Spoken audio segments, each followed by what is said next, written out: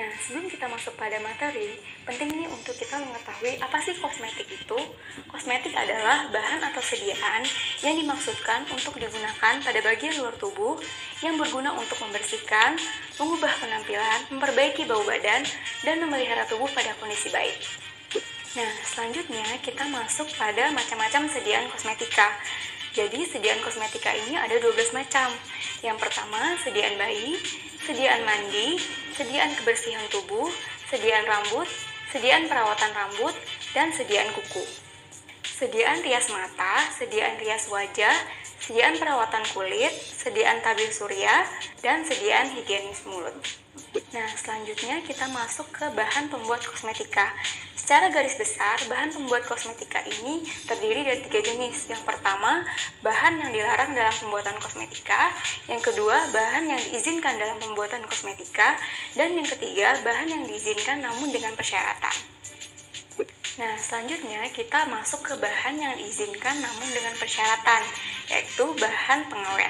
Nah, bahan pengawet yang pertama yaitu klorbutanol, persyaratannya 0,5%, heksamin 0,15%, heksetidin 0,1%, natrium iodida 0,1%, tiomersal 0,07%, dan triklosan 0,3%. Nah, selanjutnya kita masuk ke bahan lain yang juga diizinkan namun dengan persyaratan. Nah, berikut nama bahan yang diizinkan namun dengan persyaratan. Yang pertama yaitu asam borat. Kegunaannya sebagai bedak badan dengan syarat 5%. Aluminium sulfat sebagai antiperspiran dengan syarat 30%. Belerang sebagai anti jerawat dengan syarat 2-10%. Benzalkonium klorida sebagai antiseptik dengan syarat 0,05%, selenium disolvida sebagai anti ketombe dengan syarat 1%, dan sengpiriton sebagai anti ketombe dengan syarat 1%. Nah, selanjutnya kita masuk ke bahan yang juga diizinkan namun dengan persyaratan, yakni tabir surya. Berikut adalah tabel zat tabir surya dan persyaratannya. Yang pertama, deoksibenzon 3%, oksibenzon 6%, lausen 0,25%, paba 15%, sulisbenzon 10%, dan teasalisilat 12%. Nah, selanjutnya, siapakah yang boleh memproduksi kosmetik? Menurut Permenkes tahun 2010 tentang izin produksi kosmetika, industri farmasi yang boleh memproduksi kosmetik terdiri dari 2 golongan. Yang pertama, golongan A. Golongan A ini minimal harus memiliki apoteker sebagai penanggung jawab dan harus memiliki fasilitas lab dan juga harus memiliki fasilitas yang mampu memproduksi sediaan kosmetik yang diajukan. Dan yang terakhir harus memiliki sertifikat CPKB atau cara pembuatan kosmetik yang baik.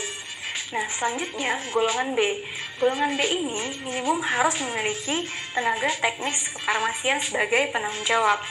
Dan yang kedua harus memiliki fasilitas produksi sesuai dengan sediaan yang diajukan. Dan yang ketiga harus menerapkan sanitasi dan dokumentasi sesuai dengan CPKB. Nah, kita tahu bahwa kosmetik yang beredar di Indonesia harus memiliki izin edar. Nah, izin edar kosmetik ini berbentuk notifikasi kosmetik. Lalu, siapakah yang dapat mengajukan notifikasi kosmetik? Yang pertama adalah industri kosmetik. Industri kosmetik ini harus memiliki izin industri kosmetik. Yang kedua adalah importir kosmetik. Nah, importir kosmetik ini harus memiliki surat pernyataan keagenan dari produsen kosmetik dari luar negeri. Dan yang ketiga adalah badan usaha atau perorangan yang bekerja sama dengan industri farmasi yang telah memiliki izin produksi kosmetik. Nah, sampai sini kira-kira teman-teman sudah kebayang ya tentang kosmetik. Selanjutnya kita masuk ke alur notifikasi kosmetik. Jadi pertama-tama pendaftar melakukan login pada websitenya BPOM, yaitu www.pom.go.id untuk mengisi template notifikasi. Nah, selanjutnya akan muncullah surat perintah bayar. Industri kosmetik selanjutnya akan mengirimkan bukti bayar untuk melakukan proses verifikasi. Setelah proses verifikasi bukti bayar, maka akan keluarlah produk ID.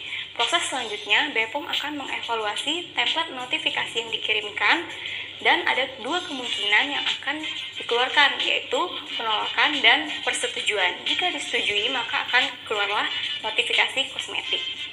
Nah, dalam melakukan proses notifikasi, kita perlu menyiapkan dokumen notifikasi.